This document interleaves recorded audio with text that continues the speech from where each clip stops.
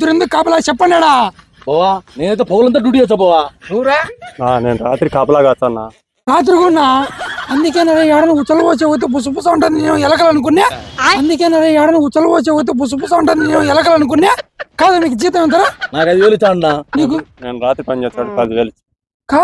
కాదన్నా మా నాకు 10,000 ఇంకా కట్నమే పెండింగ్ పెట్టి ఇచ్చాడు. వీళ్ళకి జీతాలు ఇచ్చి మళ్ళీ నా వెనకమ్మడి పెట్టినాడు సున్నా. కాదురా మీ మామకు నీ మీద అంత అనుమానం ఏమిరా? ఏం లేదన్నా ఒక రోజు కొత్తగా పెళ్లి అయితే మా మామూలు ఇంటి ఉన్నాయి కదా, నైట్ 11 గంటప్పుడు బాత్రూమ్ అర్జెంట్ అయితే పదామని తీరా పోతుంటే మా మామ ఉన్నాడు బాత్రూమ్ బాగిలు కొడితే రొంచకుండా లూడు అన్నాడు. నాకు చూస్తే అర్జెంట్ అయింది. చెంబు పట్టుకుని గేట్ కాడ పోతే గేటుకి బిగాలు వేసినారు. గోడ దుంకి ఉరికినా. మా మామ అది చూసి నేను తొలగనా కొడుకు అనుకోని ఈ నాడు కాలు పెట్టేట్టుంటే అంతే కదా. అంతే చూడు నువ్వు అడుగున్నట్ట నువ్వు.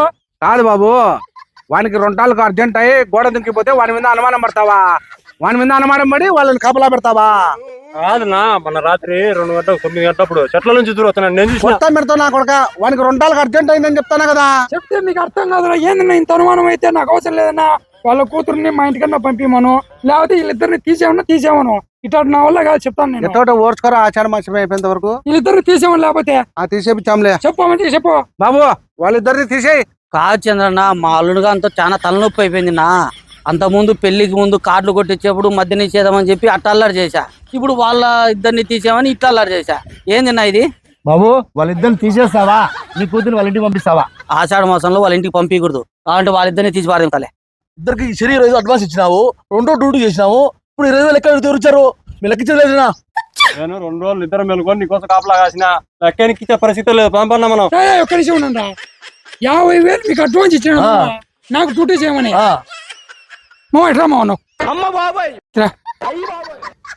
కాదునా మా మామ నాకు ఇప్పుడు నెల అవుతుంది పెళ్ళి అయ్యి 10,000 లెక్క కట్నం లెక్క బ్యాలెన్స్ పెట్టినాడు.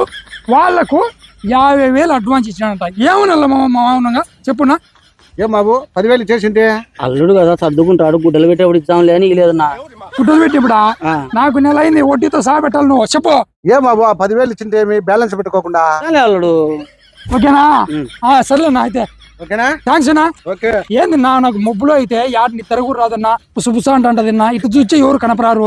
ఏమో ఇంత అనుమానం ఉన్నా మీద నీకు. ఏంది నాకు మబ్బులో అయితే యాడిని తిరగు రాదన్నా, పుసుపుస అంటదిన్నా. ఇటు చూస్తే ఎవరు కనపరారు. ఏమో ఇంత అనుమానం ఉన్నా మీద నీకు. ఒరే నీ కథ అంతా నాకు తెలుసురా, అనుమాన పడుకుంటారా? మళ్ళీ తెలిసినప్పుడు మీ కూతురు ఎందుకు ఇచ్చావు నాకు? నువ్వు మంచిగా రా ఎట్లయినా చూడు ఆడతావని తింటానులే. సరే నా థ్యాంక్ యూ నా. థ్యాంక్ యూ నా. థ్యాంక్ యూ మా. Subscribe.